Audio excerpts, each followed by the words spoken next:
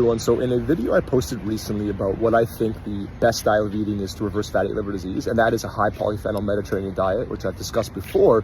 Someone commented below, hey, I actually reversed my fatty liver using a ketogenic diet, and that's totally fair. And there are many different ways someone can do a keto diet and make it actually very effective. So I don't refute that at all, but I want to explain why this type of comment is not really that valuable or broadly applicable.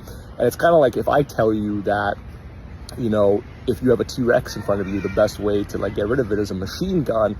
And then someone says, well, you know what, Andy, I actually took care of a T-Rex using a bow and arrow.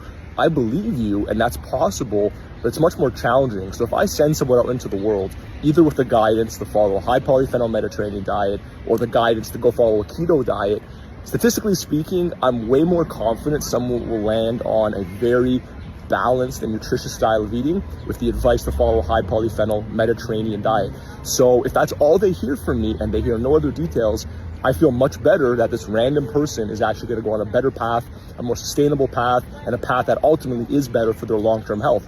All of that said, however, I don't refute the fact that a ketogenic diet, if cleverly prepared and administered, right, because you can still do a keto diet, quite smart, but it's much harder because you're working with less tools. So I don't refute that actually could reverse a fatty liver, especially if it represented an improvement in diet quality. Anyway, hopefully this video was fun.